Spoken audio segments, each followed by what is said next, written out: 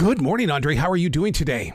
I'm doing good. How are you? Fantastic. We need this book. I'm serious. We need this book because there are a lot of people that are transitioning in life that are connected to an image that is no longer part of their story. And we need a story like this to where we can finally step free like you have. Mm-hmm. Man, I appreciate that. I agree. I agree 100%. And that's what this book is all about. So I'm excited for the world to officially get this book on November 14th. And a little scary proposition on my end, putting it all out there like that. But, you know, when you feel fear, you got to go anyway. Mm-hmm. I was going to ask you about that fear because when you put your word on a page, it no longer belongs to you. Now it's more than just a story in a sports magazine. This is your story. This is my story. These are my words. And, you know, it got to the point for me where it was becoming selfish to not share my stories, my pitfalls, and what I overcame. And that's essentially what this title is all about. It's like you can live behind that image that you've never done nothing wrong and you haven't overcome nothing and you've always been at this level. But it's more powerful when you can take the time to say, let me take you back to how this started and share my journey with you. Yep. See, when was that planted inside your path? And the reason why I bring that up is because so often we wait too late to share the story and we rely on a memory that we're going to rewrite. But yet you're standing up saying, look, this is the way that it was. You can learn from where I've been. I just think it was timing. You know, everything is timing. And, you know, I knew early on, 8-9 years ago that I wanted to tell my story. I just didn't have the courage to do it. And, you know, the closer I got to retirement, the more that burning desire was coming to the surface and I couldn't deny it. And I'm going to be honest with you, you know, it'd be a little bit cowardice for me to not share this story and the many stories that are in this book, whether it's family, whether it's my personal stuff, even stuff that I'm going through to this day. It was getting to the place where you have to do it. This is no longer a do you want to. And I'm just grateful, man, I answered that call. And again, it was a timing thing, right? Like I never wanted to lead and promote fights with family history and, rags to riches story. We'd heard that story before. When I came on the scene in 2004, I was fresh out of all the mess, fresh out of the pit that I had been in for several years. And I just wanted people to embrace me and learn who I was in present day. But at some point, you got to reach back and you got to share the total journey with people. You use the word retirement. I call retirement the power of choice. And that's what I feel in this book. This has all been your choice, Andre. It has been. I'm grateful for that because a lot of people in general, and specifically athletes, don't get the opportunity to walk away when they want to or have that kind of, control. And even before I really understood what leaving on top meant, meaning that the sport wasn't pushing me out, I was telling the sport goodbye.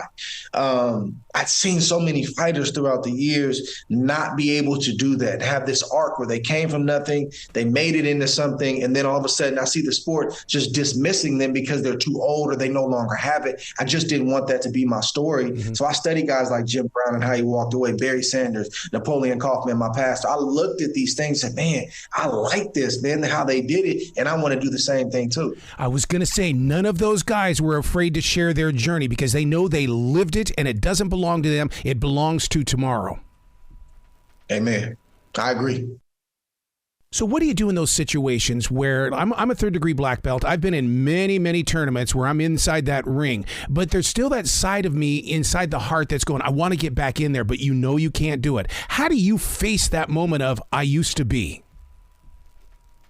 It's tough. Yes. It's tough because I think when I'm 60, I'm going to still believe if I got a good enough training camp and if I have enough time, I could probably go in there and beat some of these young guys. That switch is not turning on.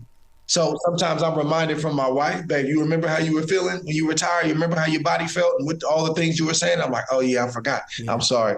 Yeah. Or, my pastor may remind me, hey man, don't mess up what God did. Don't mess up your legacy trying to chase something that's no longer there. So reminders like that. Or, I get up and I start hearing my knees and my ankles popping and clicking. Sometimes that's all a reminder I need to do. It's so true. I can feel that even as we speak. Now let's talk about what you've got here. The champion's journey of faith, fighting, and forgiveness. Forgiveness is number 3. I love that faith is number 1. The fight. Now a lot of people want to run away from the fight. You did not. Man, fighting has been, a metaphor for my life, whether it's in my personal life or in the ring. And here's the thing, people think that like fighting is just for violent people. No, life is a fight. Mm-hmm. We all are going to have to face things. We all are going to have to overcome things. And when you overcome, you're fighting. It's a form of fighting. It's a form of, digging your heels in the ground. Me, I pull on my faith in God.